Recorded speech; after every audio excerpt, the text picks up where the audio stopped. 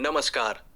मैं हूं आपका होस्ट केतन और आज हम एक ऐसे भारत की बात करने जा रहे हैं जो वैश्विक मंच पर अपनी नई पहचान गढ़ रहा है। प्रधानमंत्री मोदी के विकसित भारत के सपने को साकार करने की दिशा में हमारी विदेश नीति लगातार नए आयाम छू रही है। दुनिया का भूराजनीतिक परिदृश्य तेजी से बदल रहा है और इन बदलावों के बीच भारत अपनी रणनीतिक चालें किस तरह चल रहा है, आज हम इसी पर बात करेंगे। आज की सबसे बड़ी खबर आती है हमारे विदेश मंत्री डॉक्टर एस जयशंकर की चीन और सिंगापुर की महत्वपूर्ण यात्रा से। 2020 के लद्दाख सैन्य गतिरोध के बाद ये उनकी मुख्य भूमि चीन की पहली यात्रा है, जो अपने आप में कई सवाल खड़े करती है। क्या संबंधों को सामान्य करने का ये कोई नया प्रयास है? और क्या सिर्फ यही एक मोर्चे पर भारत सक्रिय है? बिल्कुल नहीं।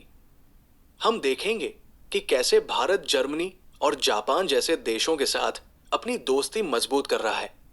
ब्रिक्स प्लस जैसे गुटों में उसकी क्या भूमिका है?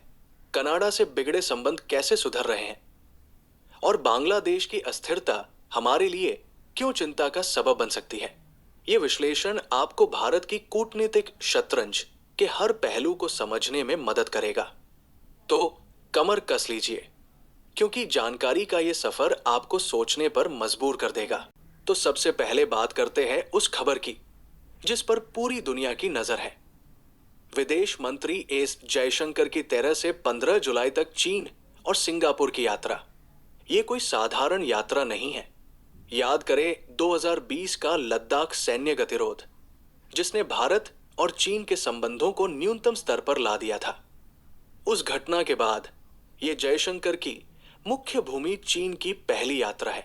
वो तियानजिन में एससीओ शंघाई सहयोग संगठन के विदेश मंत्रियों की परिषद की बैठक में भाग लेने गए हैं। एससीओ, जैसा कि हम जानते हैं, चीन, रूस, भारत, ईरान और मध्य एशियाई देशों का एक महत्वपूर्ण सुरक्षा और राजनीतिक गुट है।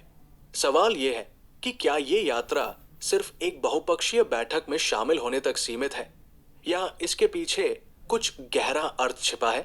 विशेषज्ञों का मानना है कि ये यात्रा संबंधों को सामान्य बनाने की दिशा में एक संभावित कदम हो सकता है। क्या बातचीत में चीन द्वारा दुर्लभ पृथ्वी धातुओं की आपूर्ति पर लगाए गए प्रतिबंध जैसे संवेदनशील मुद्दे भी उठेंगे? ये वो धातुएं हैं जो आधुनिक तकनीक और उद्योगों के लिए बेहद महत्वपूर्ण है। चीन इनका सबसे बड़ा उत्पादक है और उसने इनकी आपूर्ति को रणनीतिक हथियार के तौर पर इस्तेमाल किया है। इस यात्रा से जुड़ी हर हलचल पर भारत और दुनिया की पैनी नजर है। क्या हम सीमा विवाद पर किसी नए समाधान की उम्मीद कर सकते हैं या ये सिर्फ बातचीत जारी है कि औपचारिकता भर है? एससीओ जैसे मंचों पर दोनों देश एक साथ आते तो हैं, लेकिन द्विपक्षीय तनाव हमेशा छाया रहता है। ये देखना दिलचस्प होगा कि पर्दे के पीछे क्या होता है। अब बात करते हैं भारत की एक और महत्वपूर्ण रणनीतिक चाल की, जो सीधे तौर पर एशिया और उससे परे शक्ति संतुलन को प्रभावित कर सकती है। राजनीतिक रणनीतिकारों का मानना है कि भारत को जर्मनी और जापान के साथ एक मजबूत रणनीतिक धुरी बनाने की सख्त जरूरत है। क्यों? क्योंकि आज का भूराजनीतिक परिदृश्य बेहद अनिश्चित है, खासकर इंडो पैसिफिक क्षेत्र में। ये वो क्षेत्र है जहां चीन का बढ़ता प्रभाव लगातार चुनौती दे रहा है। ऐसे में जर्मनी और जापान जैसे देश भारत के लिए अहम साझेदार साबित हो सकते हैं। ये दोनों राष्ट्र न केवल आर्थिक रूप से परिपक्व है, बल्कि उनके पास अत्याधुनिक तकनीकी गहराई और दूरदर्शी रणनीतिक सोच भी है। सोचिए, भारत की बढ़ती सैन्य और आर्थिक शक्ति के साथ जर्मनी की इंजीनियरिंग क्षमता और जापान की प्रौद्योगिकी कुशलता का मेल इंडो पैसिफिक में स्थिरता और संतुलन बनाए रखने में कितनी महत्वपूर्ण भूमिका निभा सकता है। ये सिर्फ व्यापारिक संबंध नहीं है, बल्कि ये रणनीतिक गठबंधन है जो भारत को एक मजबूत स्थिति में लाते हैं, खासकर जब बात ग्लोबल सप्लाई चेन, सेमीकंडक्टर निर्माण और ग्रीन एनर्जी जैसी भविष्य की तकनीकों की हो। क्या ये अमेरिका और उसके पारंपरिक सहयोगियों से इतर एक नई त्रिकोण दोस्ती की शुरुआत है? और क्या ये चीन के बढ़ते प्रभाव को संतुलित करने में मदद करेगा? ये वो सवाल है जिन पर हमें गहराई से विचार करना होगा। एक और बड़ा बदलाव जो वैश्विक मंच पर हो रहा है वो है ब्रिक्स प्लस देशों का बढ़ता प्रभाव और पश्चिम से उनका दूर होता झुकाव। ब्रिक्स प्लस, जिसमें भारत भी एक प्रमुख सदस्य है, अब दुनिया के सकल घरेलू उत्पाद जीडीपी का 40% और आधी से अधिक आबादी का प्रतिनिधित्व करता है। ये गुट, जिसमें नए सदस्य जैसे इंडोनेशिया, ईरान, मिस्र, इथियोपिया और यूएई भी शामिल हो चुके हैं, लगातार एक बहुध्रुवीय विश्व व्यवस्था की ओर बढ़ रहा है। इसका मतलब है कि अब शक्ति का केंद्र सिर्फ पश्चिमी देशों में नहीं है, बल्कि ये कई ध्रुवों में बंट रहा है। हालांकि ये ध्यान रखना महत्वपूर्ण है कि ब्रिक्स प्लस पश्चिम से दूर हो रहा है, लेकिन अभी तक वो अमेरिका के साथ सीधे टकराव से बच रहा है। ये एक सूक्ष्म संतुलन है जहां ये देश अपनी संप्रभुता और आर्थिक हितों को प्राथमिकता देते हुए नए रास्ते तलाश रहे हैं।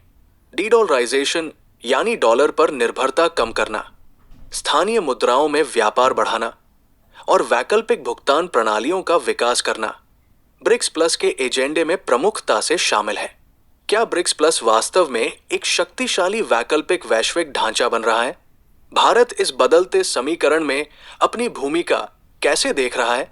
क्या ये ग्लोबल साउथ के देशों के लिए एक मजबूत आवाज बनकर उभरेगा?